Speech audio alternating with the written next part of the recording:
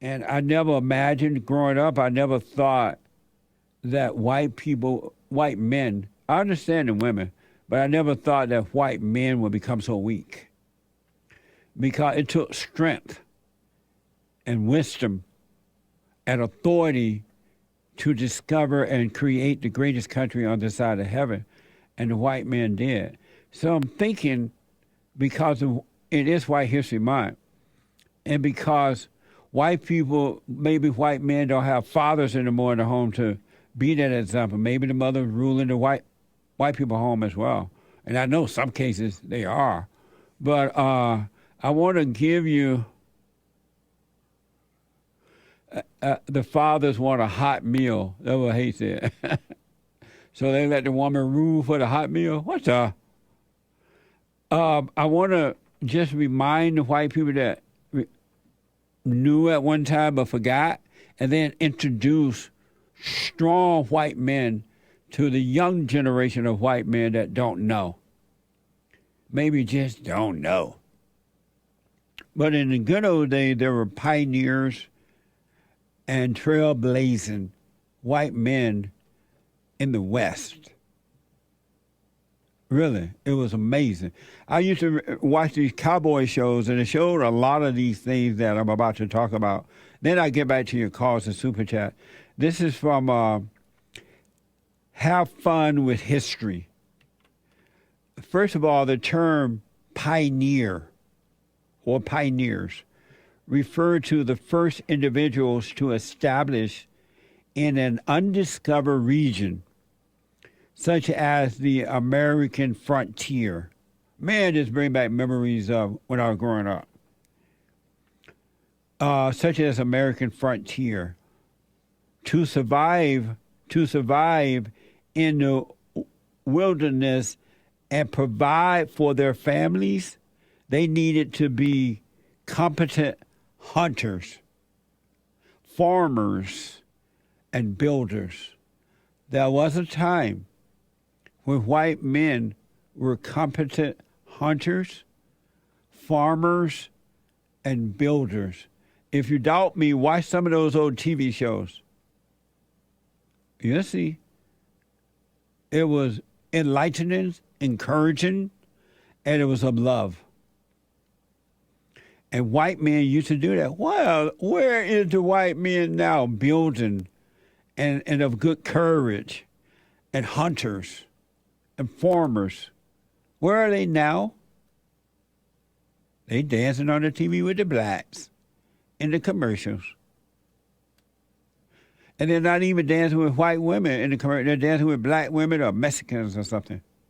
And once upon a time, because they were competent hunters, farmers, and builders, there was something called Homestead Act.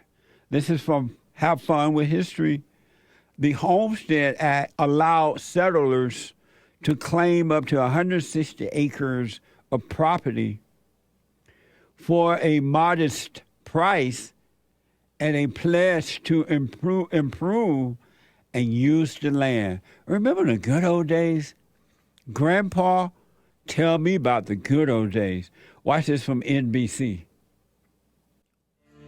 In the decades after the Civil War, thousands of farmers moved west into the Great Plains, taking advantage of the cheap land provided by the Homestead Act. The act was signed by Abraham Lincoln in 1862 to encourage western migration. Under the act, settlers could receive title to 160 acres of western land if they were at least 21 years old, if they built a house at least 12 by 14 feet in size, and if they worked their land for 5 years. The way the Homestead Act worked, you would go out to the land office in whatever region that you were planning to settle in, and you would pick your plot of land, and you would build your house, and you would begin to do the things that you needed to do to meet the criteria set up by the federal government.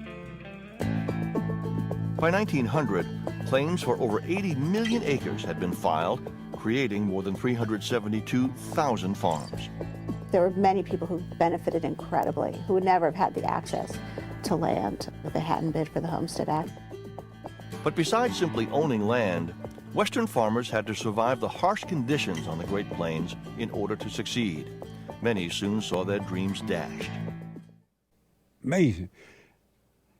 Now, those are the kind of white folks I know or grew up around and with. Where are those white men now? Why have you caved in your own country? Remember the good old days when boys were boys and men were men?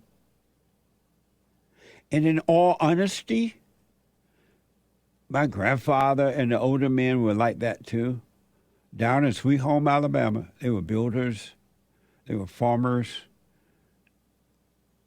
They led their wife and children and not follow. They were not afraid of mama. So I want to encourage you to have some grit and determination. And you'll make it in America. Go out there and either sink or swim. But you got to go do it. It's in you men to do it. It's a gift from God. I want to give you one quick earliest pioneer, a great guy by the name of Daniel Boone. I totally remember this guy watching the movies and things. Daniel Boone was white, and he was tough. This is from History.com. Daniel Boone gained fame from his Trailblazing expedition through the Cumberland Gap, a path through the Appalachian Mountains. Boone had no proper education and received his first rifle at the age of 12. I received my first rifle at the age of 15. He receives his at the age of 12 and learned to hunt. Watch this from Smithsonian. Amazing. In the early 18th century, the Allegheny Mountains, which stretch from northern Pennsylvania to southern Virginia, were the biggest obstacles to settlers trying to reach Kentucky and the West.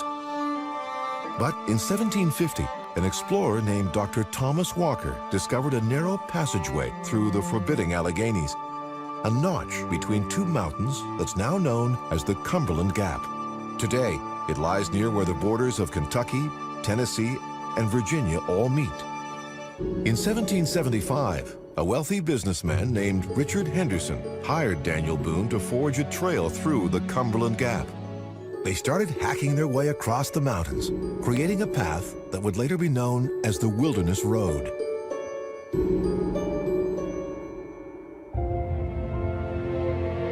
That path still exists today for those wanting to retrace the journey that thousands of early settlers first took to reach Kentucky.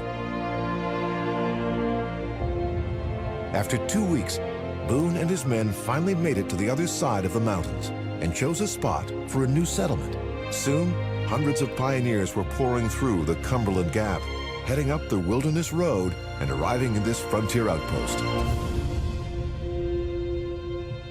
Boone stayed on to protect the settlers from Indian attacks, but one day while hunting, he himself was captured by members of the Shawnee. Held by the tribe's chief Blackfish, Boone quickly discovered that a Shawnee force was planning to attack the Boonesboro settlers. Winter turned to spring, and Boone was unable to warn his companions. Finally, in June, as the Shawnee made their final preparations to lay siege to the fort, Boone made a daring escape. Legend has it he crossed 160 miles of near impassable wilderness in just 4 days to reach Boonesboro before the Shawnee. When the Shawnee finally did attack, the settlers were well prepared and armed. For 10 days, they held their ground until the Shawnee finally gave up and retreated. He became a larger-than-life hero of the American frontier, leaping off cliffs in his coonskin cap to escape capture by native tribes and leading hopeful pioneers through dark forests to the light-filled bounty of the West. Amazing. So, would you rather be that kind of man or a white man sitting around worried about somebody calling you racist? Somebody making you feel guilty about slavery you never had anything to do with, and they lying about what slavery was like anyway. Somebody afraid of taking your stuff. those are the kind of men that founded and built America. While you're sitting back now worried about what people think about you, what the name calling. You're looking at the devil being jealous and envious. You're not getting anything done. You're afraid of what the old wife might think. She may not make me no breakfast if I tell her she got to obey. Those are the type of men that built America. Wikipedia reported that Boone was taken by the Swanese in 1778 and adopted into the tribe, but he resigned and continued to help protect the Kentucky settlements. He also left due to the Shawnees, not Shawnee, but Shawnee Indians, touting and killing, torturing and killing one of his sons. Oh, so now I got it. He also left due to the Shawnese Indian torturing and killing one of his sons. See, the Indian, they weren't doing nothing. Smoking pot and killing. One last quick example for you for now. This is White History Month. And men, this is encouraging you to wake up. And black men were the same way then. They weren't sitting around talking about, Lord, I've been enslaved. My ancestors enslaved, and the white man and took my money. And Lord, I can't make it. Lord, what you gonna do? I need some reparation now, reparation forever. Somebody owe me something. Remember Lewis and Clarke? Lewis and Clarke. This is from history.com. The Lewis and Clarke expedition began in 1804. Along the way, they confronted harsh weather, unforgiving terrains, injuries, starvation, diseases, and hostile Native American, meaning Indians. Watch this from biography. Like Christopher Columbus before them, Lewis and Clarke were literally stepping off the face of the earth. Vast expanses west of the Mississippi River were giant voids on the maps of North America. We were now about to penetrate a country on which the foot of civilized man had never trodden. The good or evil it had in store for us was for experiment yet to determine. And these little vessels contained every article by which we were to expect to subsist or defend ourselves. I could but esteem this moment of my departure as among the most happy of my life. Captain Meriwether Lewis. So dangerous was this enterprise that when word did not come back from them, when they had been gone for so long, everyone, from the president on down, assumed they had perished.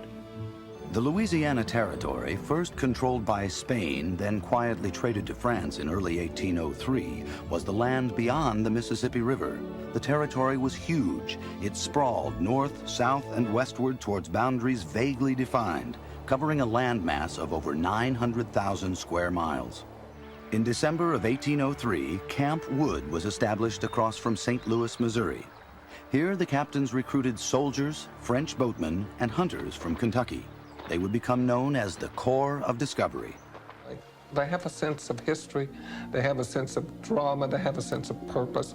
Lewis and Clarke took several days to carefully, painstakingly reconnoiter each one of the possible courses, each one of the possible channels.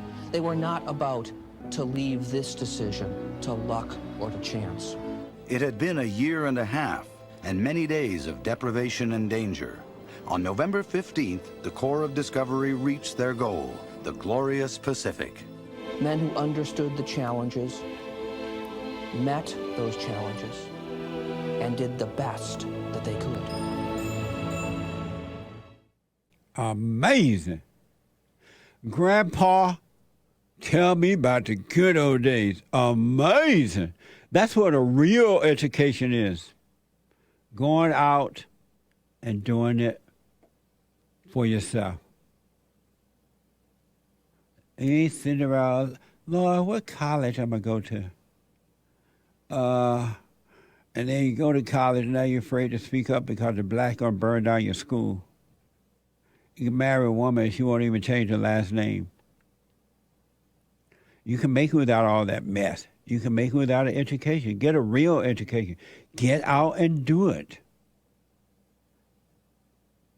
Those men were not afraid of being called racist and worried about what someone think and all that mess. Pushing the baby stroller down the street with a little dog. White men, that's what it used to be. So let's get busy and make America great again. Stop dancing on these stupid commercials with these blacks, looking silly. Everything ain't a dance. 888, happy White History Month. If you didn't know that that's the way the white people were, now you do. What you gonna do? What you gonna do when they call you racist now?